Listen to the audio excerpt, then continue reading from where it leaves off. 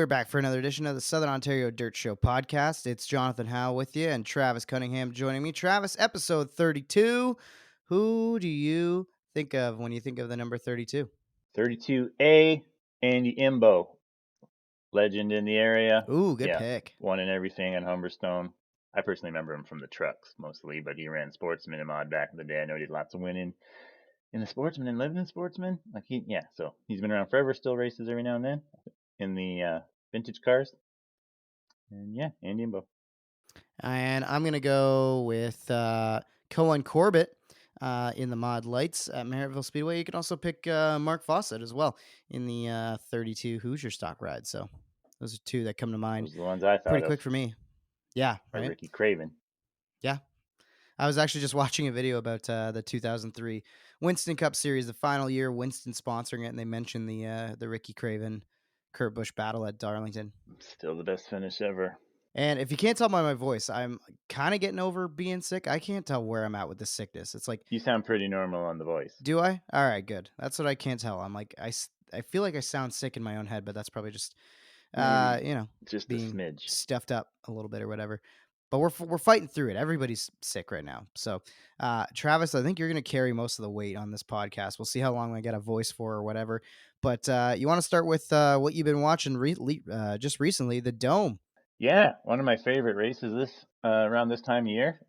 Haven't been able to watch a race sitting in my shop on a weekday in a while. It's all been on the weekend. So this is a cool little race that they put together in St. Louis, and they got like the track's perfect tonight.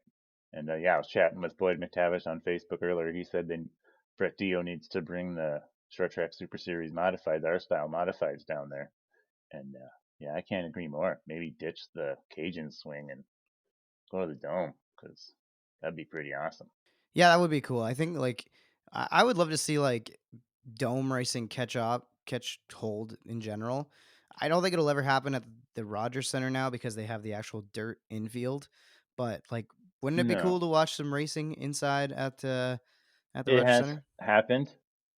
There's been a USAC midget race in the Yeah, Skydome. I was gonna say I remember. I think I remember Did you that. know that? Yeah, Yeah. because that was what, late '90s. Yeah. Yeah, something like that. Schrader was there for sure. And I think a couple other NASCAR boys down there. And it was a super tiny track.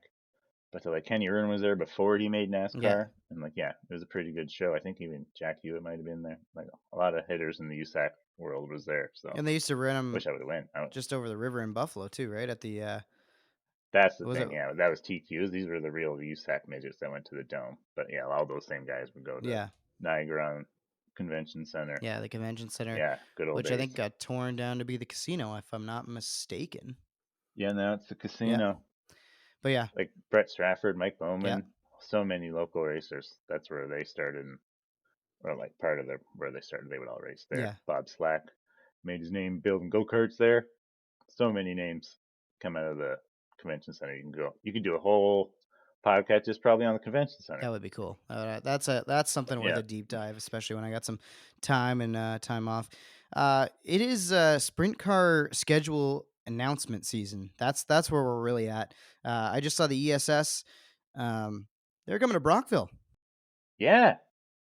So COVID's been pushing them away with the border and all that, obviously, and so it's been finally opening up the last year. So looks like they're coming back. So super cool. I don't know if I'll be able to go or not, depending on schedules. But if there's nothing going on, I might go because they usually pay pretty good there. Brockville can be a little hard on tires Hmm. sometimes, but ESS a lot of times will just put the extra pay up at the back end of the field just to help out with that and makes it doable. Like I know, like when they go to Quebec, they pay 500 US to start, so that's pretty awesome. And I've been talking to Ryan Poole. He says you can get most nights there. Been getting 2 nights on a right rear on a normal night at Brockville, so that's doable. Yeah. We also got a bunch of the American tours. They call them American because they're not coming back up here yet. But the World of Outlaws and what is it, the ASCOC? Am I saying that right? I always mix up the letters in my brain. All Star Circus of Champions. Yeah, right. I got it I'll right. just call it the All Stars. Yeah, the All Stars are coming. I think the All Stars are technically the closest thing we're gonna have with their date at Ransomville, which I believe is an early to mid July date, if I remember correctly. Mm, I think they're also making a trip to Weedsport. Um, and I, for one, I'm going to try to mark that one off, especially the Ransomville day being a Friday. Gonna have to skip out on watching you at Oshweekend for a weekend and head over. And you never know who's going to be on the tour, right? Like, I'm obviously like partial to my NASCAR guys. I would love to see Alex Bowman wheel a sprint car or something like that, but someone like that. But you never know. that could happen Yeah, at those races if it's midweek and they need a car count. Those kind of cars could show up for sure. yeah, Friday But night. yeah, and then the Woos going to World of Outlaws are going to Weedsport. Me and Nikki Sheridan were thinking, man, maybe we should bring the 360s down if the schedule works out and try to get in there. So yeah, That'd be that's cool definitely a kind of Ryan Hunsinger brought Matt Billings down there with the crate last year and almost got in. So yeah, there's hope. 'Cause they usually don't get that many cars. It's kind of like when they used to come to us weekend. That's how I got my three World of Outlaw career starts. Just running with my 360 and beat a couple 410s, and because usually it was kind of slick and yeah, pays good. It pays like 800 US to start one of those races, so it's worth it if you get in. for sure. Do you think? Obviously, it's hard being pandemic, post pandemic world, COVID vaccines, and all that, all this other stuff that's kind of been a barrier in the last little while. But do you think we can get a World of Outlaws race back north of the border relatively in the near future? Do you think? I'm gonna go with no on that one because they don't really want to come. They don't want to deal with the border and stuff. That's the main problem. Hmm. That's why they stopped coming to us weekend whenever it was. I think the last one, late 2000 teens at us weekend. I remember Logan Schuhart won and passed on any shots to do it, and I was there. And yeah, they just kind of too much grief at the border with all the big rigs and different laws and all that kind of stuff. So I don't think we'll be seeing the World of Outlaws north of the border soon. But Weedsport's 3 hours away. Ransomville's right over the bridge, so there's still lots of local options. Or I know they're going to Utica, Rome for the All Stars. I Hmm. was just there for Dirt Week, their Tuesday show, to go watch the Colt Cup, and it was an awesome little joint, and wasn't that bad. It was like a 3.5 hour haul from Grimsby, and yeah, I'd go watch the All Stars there for sure. Yeah, I think that's what we're probably gonna have to go and do is do a little bit of traveling stateside, and I'm not opposed to that. I like it. I love me a good road trip when, especially when racing is involved. I think the other thing that's funny is that I don't remember if we mentioned it or not, but happy belated Thanksgiving to any of our American friends and listeners out there. It's I think the best thing about the holiday for Americans is they get all these random uh, holiday races, all these Thanksgiving themed race events this late into the season that are still happening. Yeah, And one of them in particular has a little bit of a local connection for us. Let's talk about the Gobbler. yeah, the Gobbler. It started at I don't know, quite a bit ago now, at least over a decade. Brett Dio started to. It was the first one to promote it, and I think Accord's taken it over themselves now. But yeah, just the Thanksgiving weekend, last modified race kind of deal. And Andy Pichetti, he won this year. Or no. Who won this year? It wasn't Pichetti. Anthony Anthony Perego. Perego. That's what I meant. 4 and 44. Yeah. And Pichetti was up there. Yeah, it's Perego, Smith, Becchetti. He was Yeah. third. I got the results in front of me. Danny Creed in fourth, and Mike Goulart was Yeah. So all fifth. hitters, most of them. Goulart ran like the Super Dirt Car Series. I think it was this year, yeah. Before that, he was running Short Track Super Series. Creedon, Short Track Super Series regular, and that's one of his regular tracks. Same with Pichetti. And yeah, Prego, he's just awesome everywhere. So yeah, he picked up the win. He's awesome there too. That's one of his home tracks as well. And he's like a Accord Orange County kid when he first started. And I kind of teased this. There is a little bit of a local connection for us to that race weekend in Accord. Let's look at the sportsman results here. I'm going to name off some names, and you just tell me. There's probably one that I think everybody's going to know here, but Travis Green brings it home in first. Justin Combs, or Combs, I'm not sure which one it is, comes home second. Then you got Kyle Roner, James Ballestero, and James Friesen with the top five. One of our local guys still finding some time out on a racetrack. Yeah, JMF's not afraid to travel. I remember one year when the sportsman, he must have ran at least 80 races. Like, so yeah, he's not afraid to pack it up and go race. And he did. Picked up a top five. I think he had some trouble in the heat. And he's going to be this week's guest coming up here just in a few minutes. Yeah, we're gonna get the full story from JMF about his trip down to the Gobbler and bringing home a top five, representing Southern Ontario well. So let's catch up now with James Friesen. Hey, do you like what you're hearing?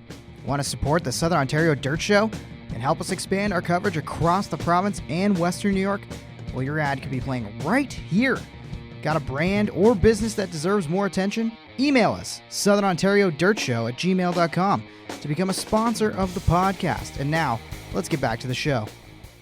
And we are back on the Southern Ontario Dirt Show podcast. And our guest this week, coming off a strong run after a little trip down stateside, it's James Friesen. Welcome to the show, my friend. Hey, thanks for having me. It was good to catch up with you.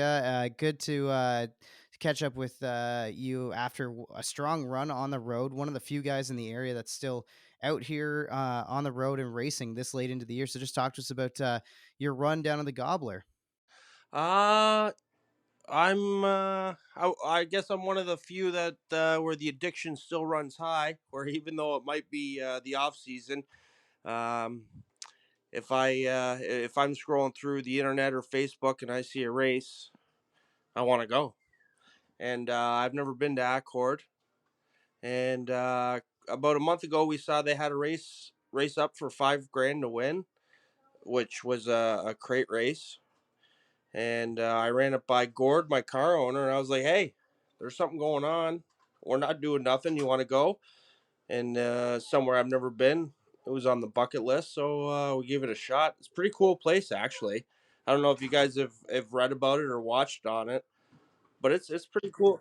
I've seen it on Yeah, it's Flow. a pretty cool track. It it was something Yeah. different, and if there's racing going on, Anything you could compare it to around here? uh, I would get It was. Or anything else you've raced on? Have you been to Freedom? Freedom with Yeah. Yeah, I super, know that one. super Yeah. short straightaways, skinny, but the corners Yeah. were like hairpins, but it's high banked, so Yeah. it was racy, and it was racing. Period. Honestly, there was nothing else going on, so why not go, right? Yeah. Yeah, that's what I said when we were doing our little hit earlier. Is James Michael Friesen ain't no person that's scared to go to a race. There's the trouble in the heat, maybe. Did I hear, or Yeah, do you maybe want to talk about that? yeah. Just when we were just crossing the finish line for the checkered flag, and I blew a universal joint, so it took out the drive shaft.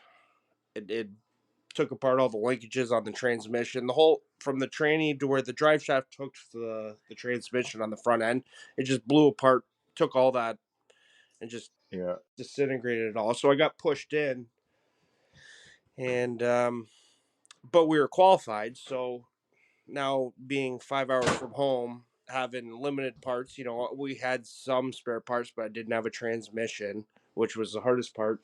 Trying to borrow when you're on the road, or try and convince someone that you've never met, hey, can I buy your transmission off you? But I got no money.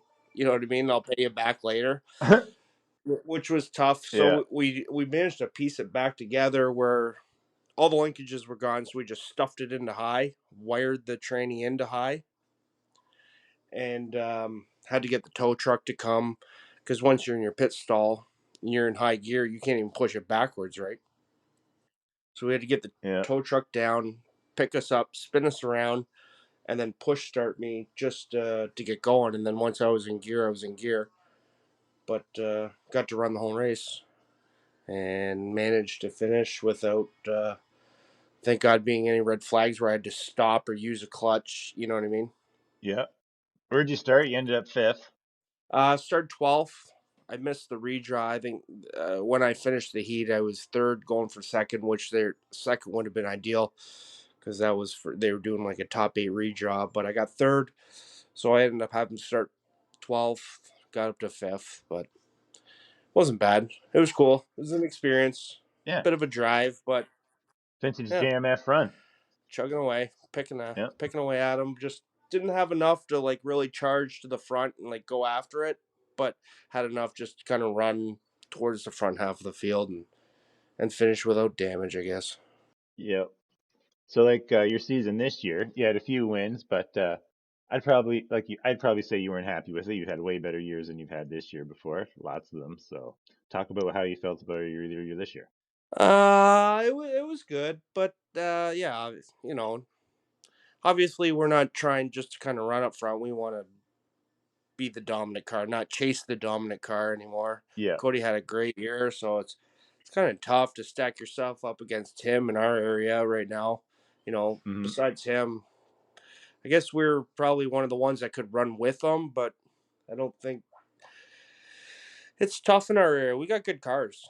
You know what I mean? I know. Compared to other tracks, like Maryville ain't no joke when it's sportsman No. racing. So you got Cody, and we try and run up there. And then when Rouse is running, he's tough. And then even some of the odd guys that kind of float in and out the top three, it's tough sledding at Maryville. So to be where you want to be, you really got to put a year together. And I think what Cody did this year was impressive, but to be able to beat that, you know, you got to be above and beyond. And I don't think we were there this year, but Yeah. it gives you something to strive at. But I that's why I don't mind I don't mind racing Merrittville or Sportsman, I should say, because I know it's not modified. I'm not there. I want to be there. I want to race with the best. But for our budget, at least I know the division I'm racing at ain't no joke. You know what I mean? At least I feel No. like even if I'm not having great years, but if I'm running up front, I still feel a bit satisfied because it's a competitive division in our area. I'm Yeah. happy about that. No, it's no joke. Yeah. Yeah, it's no joke at Maryville. Something I wanted to ask you about, and speaking of running at Maryville, I get to watch you there a lot, JMF, and you amongst maybe Justin Sharp is another driver that comes to mind, but you are pretty much almost always trying to push the outside line and roll around the top side of the racetrack on most nights anyways. Just talk to us about your driving style and how why you always seem to drift up to the high side of the racetrack and why it works for you. Well, probably Travis can attest to this, is because usually that's where the other guys aren't. You know what I mean? We joke Yeah. about that, but like just this past weekend at Accord, it was a very top dominant track. Everyone was running the top. Everyone was running the top. So like we were joking, oh, you'll be great there, James. This. Well, I ran the bottom the whole race. You know what I mean? Because it's just if you're looking 10 ahead of you and you see five on the top, or if you're racing at Maryville, you're looking down the back straightaway, you see probably five cars just dive turn three in the bottom. So for me, it's just not go to the top. You know what I mean? Just or like I used to run Ransomville quite a bit, and I was always go to the top at Ransomville. Always go to the top because everyone was always usually middle bottom, and Maryville everyone's always middle bottom. So go to the top, right? I don't know. That's why I think a lot of my instinct is just go where they're not. Fuck it, right? Everyone's plugged up somewhere. Just go the other way. And a lot of times it doesn't work out, but sometimes it does. When we had Sharpie on, that's how he answered it too. And he brought you up too. You guys grew up running the big R, and a lot of times it had a nice cushion. So yeah, you answered it the same way he did. Uh, where do we want to go next? There's so much way to go with old JMF here. I feel like we got to get into this family stuff, especially after we had obviously we had Curtis on a little earlier in Yeah. the year after his win, but and he had lots of family stories, lots of fun stuff to share. But just talk about your from your perspective, your growing up in the racing world. Oh, well, where do you start? I think if anyone knows the family, then they'd know my grandfather, and that's probably Stanley. where it all starts. If anyone knew him, he was the king, right? He was the best. That's probably half the reason I think I don't mind. Like we like traveling down the road is because when I grew up, he was the first one. On like on a Saturday morning, even if there was a race this time of year, he'd be calling up saying, "Hey, let's go." You know what I mean? Let's go travel. Let's go watch. Let's go. He was always the first one to push. So if the family all started with him because he was the hardcore of all hardcores when it come to racing. He was down for anything, anywhere, anytime, and he enjoyed it. And I think he was the one that set the stage and got the bug and everyone going. So and then taking myself and growing up with Stuart and my brother Curtis, he was always pushing us to go racing. And then growing up with Stuart, well, that's a whole different, that's a different story. No doubt. But he was always great watching him come through the ranks. You know what I mean? Or just being in the shadow half the time. But Yeah. he was great to watch and enjoy being around. I don't know if you guys met him, but he's good. He's just like my grandfather. Great personality, top shelf. You know what I mean? Good, infectious racing people that are great to be around and make it enjoyable. And that's why I still do it, I guess. And that's what I want to bring around for my son. You know what I mean? As he gets older, just keep plugging away and keep pushing. Yeah. Friesens are definitely one of the goats when it comes to racing in Canada. Like no other way to put it. And I think it's awesome how Stewie runs the 52, same as old Stanley's car back in the day. Yeah, Stanley wasn't afraid to take absolutely. the old 52 and go anywhere. Like I saw a picture with like all of like two of his cars on like one trailer or something. Yeah, Yeah, yeah, yeah. yeah, so, He was a road warrior too. I think when he had that picture, he had the two coupes. yeah, He used to travel to 5 Mile Point on Saturday nights yep, instead of racing Merrittville, which was, I think that was before the throughway. So he'd travel 5-6 hours on a Saturday night because it was less competition, more money. But he was always down for hitting the road and maybe stopping somewhere on the way home. yep. So talk about your best year, like the year you went everywhere there was. You won well over 15 races. You won Weedsport, Rolling Wheels. So many, like, you know what year I'm talking about. So tell us about that year. Yeah. Well, one of my first, rolling wheels. That was my first ever sportsman win. First ever dirt win was at the wheels. I broke my Yeah. cherry at the wheels that year. That was a good one. I think it was only 12, but that was a year. I don't know.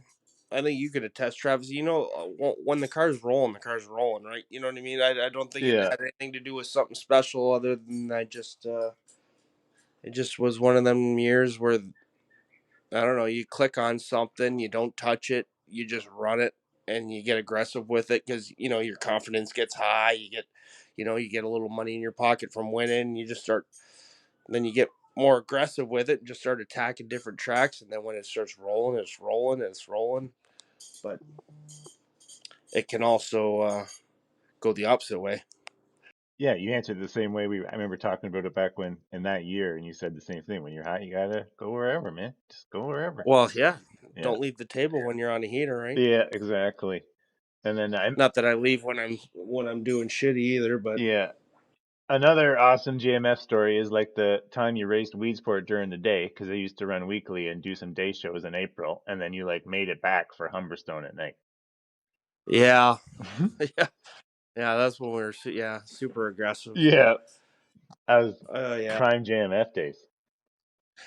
hit the road. Yeah, Yeah, that was one of the better experiences hitting Merrittville or Weedsport.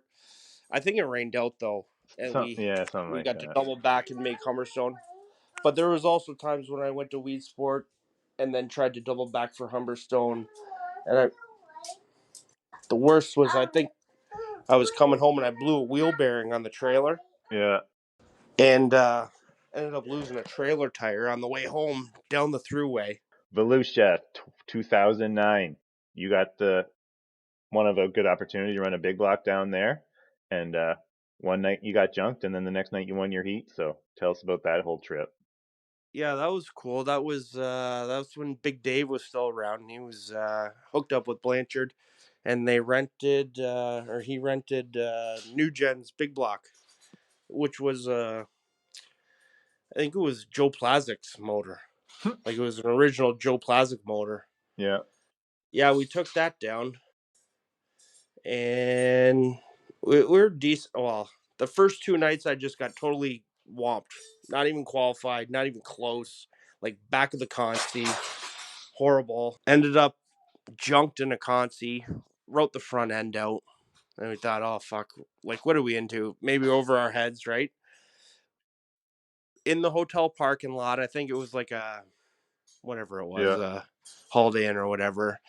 We're assessing the damage, and then there's where my grandfather comes in. He shows up like 2 o'clock in the afternoon. We're looking at the car like we didn't have nothing. We weren't staying at the track. We didn't know no one. And he just, what do you need?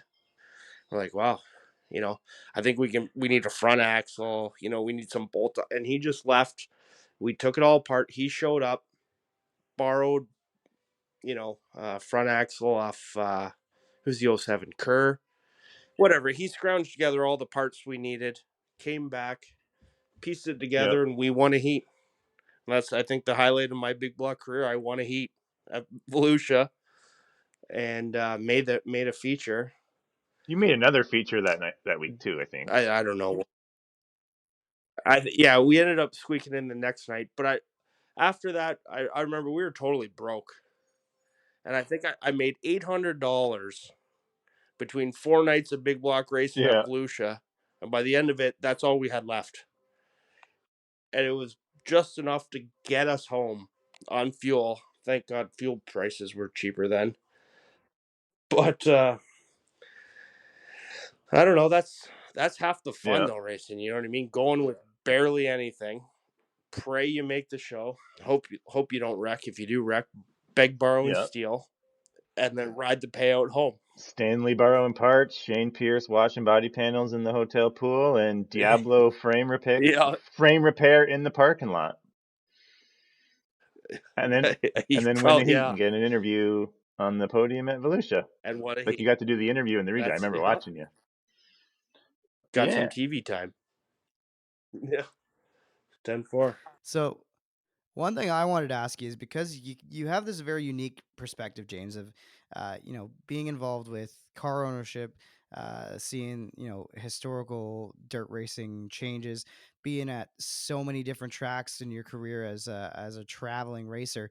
I want to ask you if you could take all the racetracks you've either raced at. If I gave you an open plot of land anywhere in southern Ontario and you were going to build a racetrack, what would it look like? Is it a combination of any particular track, or is maybe just one particular track you'd like to maybe pick up and transplant and bring to southern Ontario? Ooh. I think I'd take Bristol. I'd downsize it a little bit. The same shape, maybe not as big, just a little bit smaller. Same grandstands all the way around. Infield parking, high banks, straightaways. You know what I mean? Not flat, banked all the way around. I'd take like a Bristol if I had unlimited funds. I'd take Bristol. I'd downsize it just a little bit so it's not too fast, not too hard on motors, and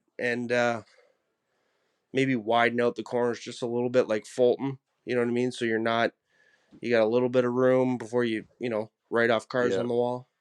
Fulton's an awesome track But too. something like that. I like the big banks. I like where cars can carry in speed. You don't have to shut it down and kind of slide in. You know what I mean? Or if it's flat and you got a big cushion. I don't like let the bank carry you around. You know what Yeah. I mean?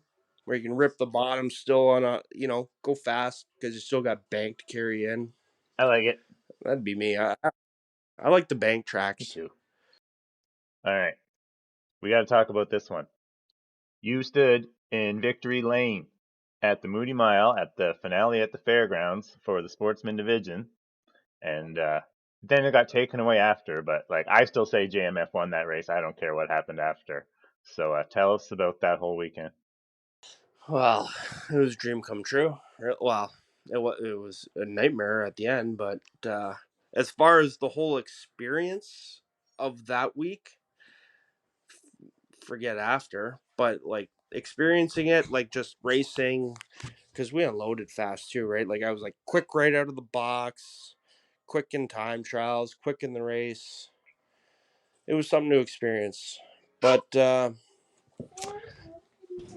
don't know. I don't want to get too into it, but it kind of, I don't know. It's hard to tell the story without getting heated up in the there's a Yeah, lot I knew it was going to be touchy. there's a lot of layers to that one, and I don't know if anyone's local. I'm sure it'd be hard to tell the story without people putting pieces together. But just racing there was cool. But I just wished it went a different way because I've never like I'll take my lumps. I can take whatever. I know what I'm getting into, but I don't know. I didn't know 100% what I was getting into, but I Yeah, I definitely knew I wasn't 100%. I didn't vet it properly. Do you know what I mean? Like it's, yeah. I kind of knew there was possibility. Maybe I was getting into something a little sketchy, but Well, Dale Jr. says if you ain't cheating, you ain't eating. Like he'll go ahead and say like all his wins in the cup were pushing the rules, right? You know what I mean? So there is that part of it. And even if you did, it was the last time at the mile, and like you got to stand on the front stretch. You got to take the pictures. You agreed. got the trophy that you didn't get back. Fair enough. But So but do you guys know why why wouldn't you I take got that met? Like chance? when I I went don't to know why you got. when we went to Tech, or they did the dyno of the motors. My motor pulled a little more torque than I guess they uh they thought should, Wanted. right?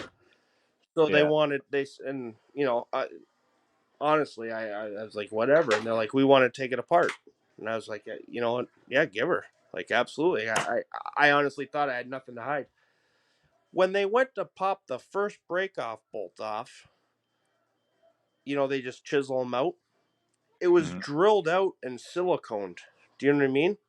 So like the Hmm. first, so I got nailed for a tampered bolt, and I'm not saying I'm into cheating, but if I was gonna cheat, I would have, you know what I mean? Like I didn't know what I had. I'm like, seriously, the break off, the first one they're pulling is siliconed on there. Like how Hmm. how amateur hour is that? Even if you are cheating, like come on, bro. Like we're going to Syracuse. That's what we're going with. Like, Yeah, you're supposed to use epoxy because it looks like metal. Silicone. Yeah. but uh, you can't you get the break off bolts? Like You can't. You can too. But like yeah. like if you're gonna go that length, like that's I didn't know what I was. Well, I knew maybe something was sketchy, but if I would have done a little investigating before I put that motor in, I would have been like, okay, if I am going with something sketchy, if I would have known, I'd been like, well, first off, like that's a red flag right there. Like if you're gonna go ahead and change a cam, like at least put the bolts back in. No, Yeah. I don't know. Well, what they did, they drilled it out, and then you tap like a torque screw in there, and then you can get it out by doing it that way because the And torques then will grab. I guess they just put epoxy in You there, try to. Well, it sounds like you said silk, but like you can or get I epoxy and then make it look something like normal. that. Yeah. Silicone would make it look obvious. But Well, yeah. it looked normal, but when they went to knock it out, it just broke off, and you could tell it was drilled Right. out. Right. Yeah. Yeah. But can't you just put normal bolts back in? Like that's I'm going. You could do that, What like? or But whatever. you can get the. Yeah, you can get the camo without even taking those head bolts out because you can just flip I it feel like over. Travis is trying not to Oh, tell too many Telling everybody secrets right now. tricks. I can see a look on his face. No, it's okay. I don't care. well, I that's my problem. I was learning too as I was getting DQ'd for something. You know what I mean? I'm going. Well, yeah. gee, this is kind of amateur. I felt more embarrassed about it that like I wasn't even a good cheater. Like I was getting Yeah. thrown out. I'm getting kicked out for a year from sportsman. I couldn't argue it because I didn't know. I'm like, oh, they're showing me. And I'm like, oh yeah, you're right. Yeah, definitely. And I'm going that's not even good cheating. Like that's so obvious. It took them like 3 minutes to figure it out. Yeah. So yeah, so we had to talk about that. Sorry about bringing it up. Oh, I don't care. It is what it is. I'm over it. You still Racing's got the racing. pictures, bro. I don't care what anyone says. You still won. Yeah, exactly. And what's what I mean? If everyone's been in a little hot water, I think if you're trying to win, something's going to happen. You're going to be Yeah, pushing the all the best limits. sportsman guys back in the day have gotten tossed. They've all gotten tossed locally. Absolutely. Everybody's been there. You just did it at the mile. It's a Yeah, pretty good place to do it if you're going to do it. You had to make tech to get tossed. that's true. You know what I mean? And that we also joke about that. There was say 100 cars there, maybe 20 or 30 made their show. How many of them guys were cheating and didn't even make the feature? Exactly. Lo- half of the ones that didn't make it. So, How many guys are cheating locally that don't even make tech? You know what I mean? yep, But yeah, that's the way it goes. 10-4. Yep. So that's the Moody Mile. That was the Still movie one of one. my favorite JMF tales. You wheeled your butt off that race, bud. No, we had a good time, and I think yeah, and Stewart won too, right? Exactly. That's the whole thing. Yeah, we That would, we had a hell of a party, and yeah. he's You always good to party party anyway, with. like you, no doubt. Wow. Stewart's the king. It's like Bill's Mafia over there, Friesen Mafia. Well, I we don't jump through tables. No, We might but you know how to give her. We might trip over chairs, but same thing. Yeah. All right, John. I think we can hit him with it. All right, well, we'll get you All out of here right. on this one, James. I'm gonna give you our penny memorial question here that we steal from Corey LaJoy. I'm gonna give you one race car, one racetrack to drive out for the rest of your life. Any combination doesn't have to be something locally. It can be anything in the world, anything you have driven or something you haven't. But tell us that Like I got one combination to drive race, one last or time. Yeah, I got one race, one track. yeah, one race, or you can even say like, or yeah, exactly. You can treat it that way, or you can say like, okay, I'm gonna run this track, this Yeah. race You car can give every us a single weekend for hypothetical the rest one of my and a life, or something realistic like one that. if you want. Oh, no, Yeah, you could even do that. Yeah. I'm saying super modifieds, Mhm. probably at Oswego. I love it. That ties into your, which we didn't talk about. You started in TQ midgets. Like I've been watching you my whole race. I wasn't a dirt kid at first. I would go to Lancaster, Yeah, and I would watch James Michael Friesen roll around the infield track in the little 50 deuce. I think we were 52, right? yeah. TQ. Yep. I Maroon and white. I love I love my asphalt. Like a lot of people don't like asphalt because there's certain layers of it. But if you watched a good asphalt modified race or super modifieds, I don't know if Yeah. a big block super modified ripping going into turn one at Oswego will make the hair like it'll make you stand up on your toes. Like that's a rumble. Like big blocks are like the dirt modified big blocks are cool, but they come sliding in kind of, you know. If you've been to Yeah. Oswego and stood in the infield in turn one, watch them supers come flying in, that's a different animal. Mhm. Like Yeah. that's guys and they're not lifting because them wings stand up. You know what I mean? Like Yep. they're Yep. just rolling out, but they're almost flat out through Oswego with a big block. Like they don't Yep. those. That's I don't know. That's something I've never done, but I've watched that up close, and I'm like, oh, like that's intense. That looks cool. Yeah. You're definitely a pavement slash dirt kid like me. So, cause yeah, I Friesen's own Lancaster, like Kurtman said in his episode, he's Fridays in yeah Ransomville, Saturdays in Lancaster. yeah yeah. And Yeah. I had a couple good years where got like after my uncle passed there, I traveled with my grandfather and my grandma. I used to do Ransomville Fridays. I'd go with my grandparents in the motorhome. Fulton Saturdays, Eudachrome Sundays. Bang bang Yep. bang. And those were some cool summers by myself. You know, just me and my grandparents, but just meeting, you know, ripping the grandstands with different kids. You know, meeting different people and just hitting the pits. And that's when they sail panels first came out, right? That was the original Outlaw. That was like Dale Yep. Plank, JJ Michaels. I've seen some cool. I spent some good weekends at different racetracks as a kid. I had a good growing up. You know, you can't complain about that. I've definitely nailed some racetracks. Yeah. Our ultimate episode is to have all you Friesens at once, even Russ, man, Oh, and then just 12 stories. Because, like Shane Pierce said, Friesen stories are endless. We're at half an hour here already, yeah. and we've just basically scratched the surface. You know what I mean? Yeah. Oh yeah. You gotta get yeah. Between us me, Kurtman, Stewart, and Russell, my cousin Heather too. Well, we were kids, man. We got to see some cool Even stuff. your old man and like Oh, Jamie, oh if we could god. get all you. Imagine You you know what I get mean? my dad and my uncle Jamie, just them two. I can only imagine theirs. Well, they got 30 years on us, right? They got even better stories, especially my uncle who's still pounding the pavement, still traveling up and down the road with Stewart, right? Yep. He grew up at Merrittville as a kid, then Mhm. got to, you know, do how many years owning racetracks, and now he's on the road. Now he's, you know, driving in NASCAR hauler. Imagine the Yep. stories he's got. Exactly. Yeah. I know. Awesome. Well, then that means we have to book something else in the off season, get you guys all together. We'll try to work that out sometime in the new year. But in the meantime, James, enjoy the holidays. Enjoy whatever races you can find yourself up to between now and the opening of racing here in Southern Ontario again next year in 2023. Take care. Thanks for joining us. Thanks for taking the time. All right, boys. Thanks for having me. Thanks, James. Awesome episode, bud. Cheers. That Cheers, is JMF on the Southern Ontario Dirt Show podcast. And the checkered is out on another episode of the Southern Ontario Dirt Show. Be sure to rate, review, and subscribe for future episodes. Connect with us on Facebook, Twitter, Instagram, and TikTok at Southern Ontario Dirt Show. Have a question for the show?